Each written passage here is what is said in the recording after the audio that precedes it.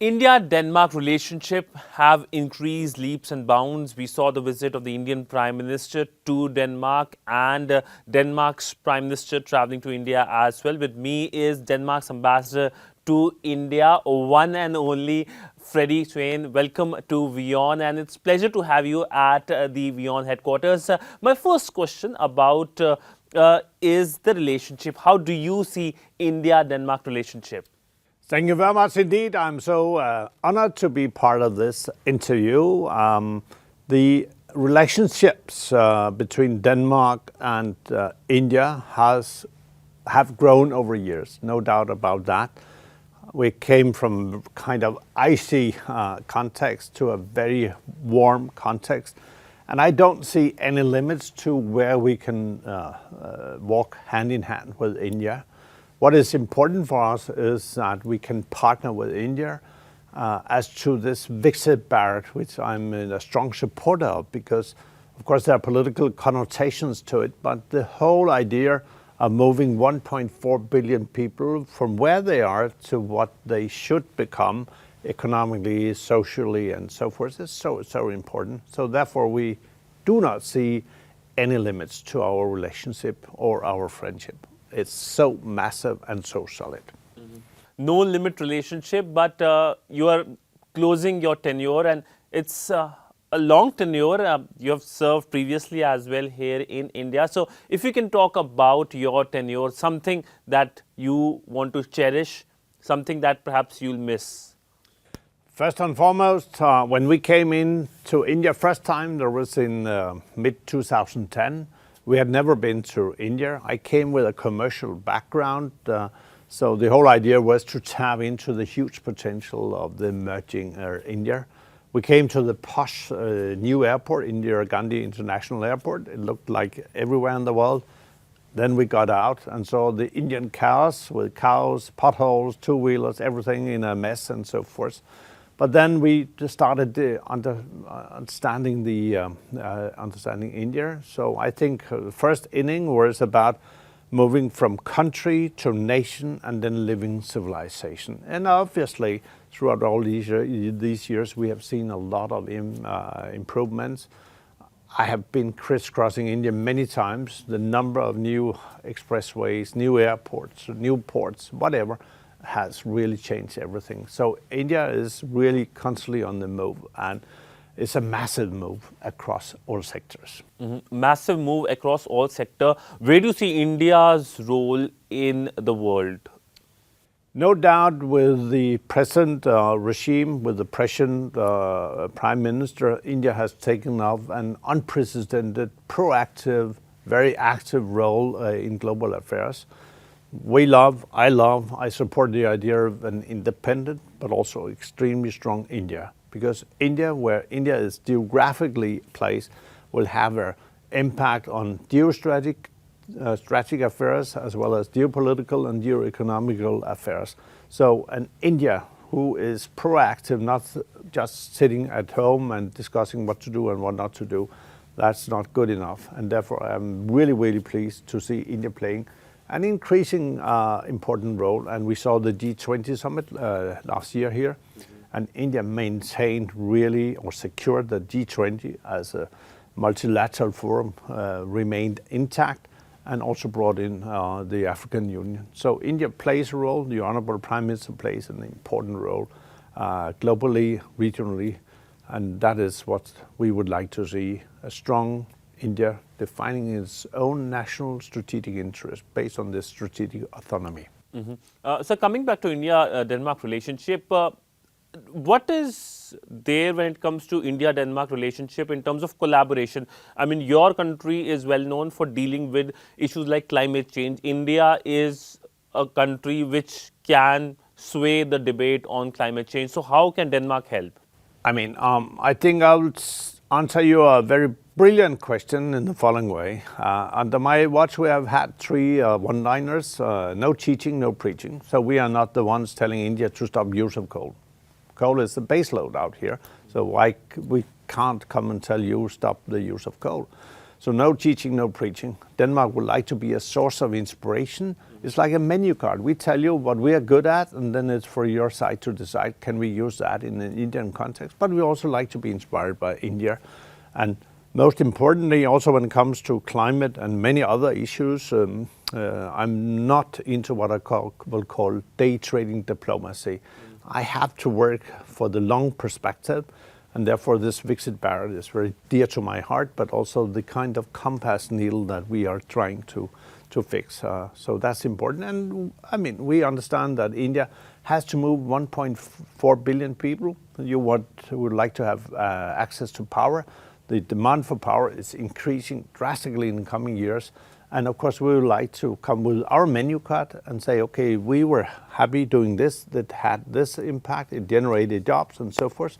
So that's for you to look into. And wherever it makes sense, like offshore wind and all that, biogas coming up, we have been, I think, a very strong partner of India, and will be that in the future as well. I think the green partnership is something that is the defining part of the relationship.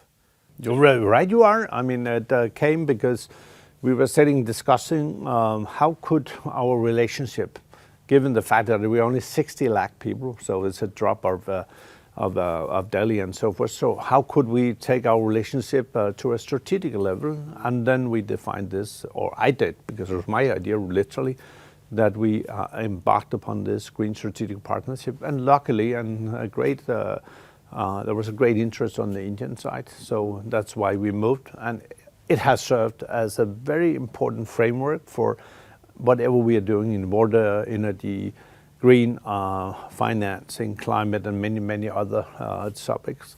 So that has served us very, very well. I believe your country is a world leader when it comes to dairy products and dealing with dairy.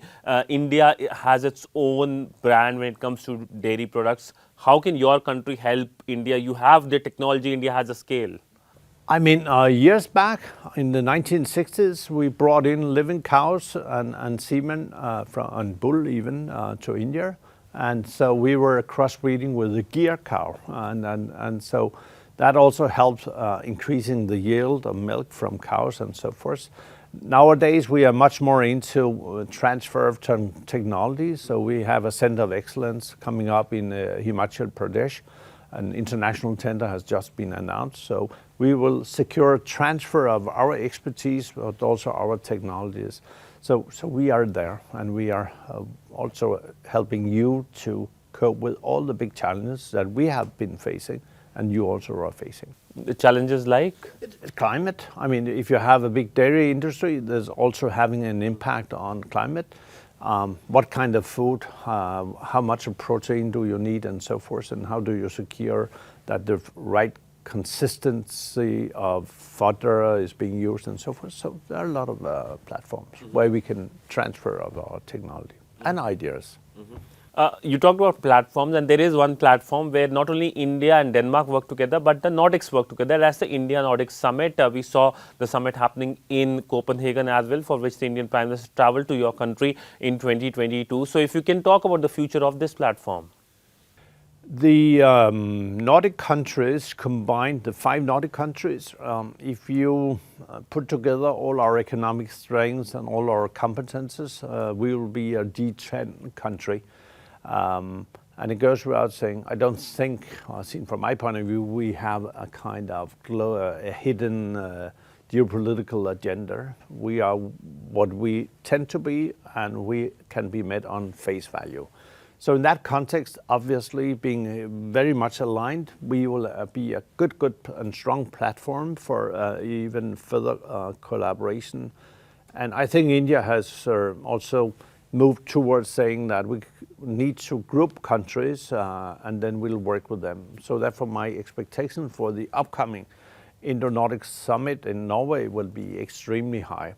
But we have to get out of the idea that it's only a kind of dot, and then a couple of years later we put another dot on the map and so forth. So we have to develop a common strategy. And perhaps the Green Strategic Partnership could be lifted to the Indo-Nordic platform. Some will also argue that the Baltics should be included, And if we talked about all these things, the Kingdom of Denmark is not only Denmark, it's also Greenland, the Faroe Islands, and so forth. So I think a lot of new reflection will have to go into it. And I think on the Indian side, which I'm in full support of, you see these kind of reflections and more strategic thinking. So hopefully the Indo-Nordic summit will turn into a new platform which will secure that we are combining all our resources and competences to the benefit of the world, but also to the benefit of India, but also obviously to our own benefit. So my last question to you is about Denmark. So if you can, to our viewers, many of whom will be watching your interview, talk about Denmark's foreign policy. What is Denmark's foreign policy all about? Denmark was a founding member of NATO. So today, and of course in view of this unprovoked attack by Russia in Ukraine, it has made NATO even stronger. We saw Finland and Sweden hitherto very neutral. They joined NATO. So Denmark was a founding member of NATO. And you know, our experience was based on the challenges of the First World War and more importantly also the Second World War. So we had to deal with that. Then later we joined the European Union, or the communities that were called in the 1970s. And we did that because UK applied for membership, and UK was our most important market. So Denmark foreign policy is to be pragmatic but also realistic, and securing that the right values that we cherish will have a say in global politics. But we have also realized that we can't sit in Europe and just defining our own interests. It has to be a proactive, interactive relationship, including with India, and therefore India in our foreign policy plays a huge, important strategic role, and I don't see any limits to it. So Denmark is strong. We are only 60 lakh people, but we are open economy. 2/3 of our GDP generated from free trade and trade globally. And India is increasingly becoming a very important partner. All our companies are now really looking into really increasing their investments in India to the benefit of job creation, skilling, and transfer of technology. So India, dear friends here in India, we are with you, we are here, and Freddy will remain. Step down as an ambassador, but remain as a friend. So hopefully you will also consider me as a continued friend. Dhanyavad. Thank you so much, sir, for speaking to WION on that note. And I would like to say, end this interview, perhaps your last engagement, public engagement, as you leave after a lot of years, is that you have been one of the most popular ambassadors here in Delhi, and someone who will leave an indelible mark, is someone who will be remembered long after you will leave your position. Thank you so much, sir. Thank you very much. I will also keep you up in my mind, and I will never forget all the Indians, and especially you, Sidhant. Thank you so much, sir. Dhanyavad. Thank you. Thank you, sir. You can cut that out if you don't want. With video journalist Joy Sidhant Sibal for WION in New Delhi.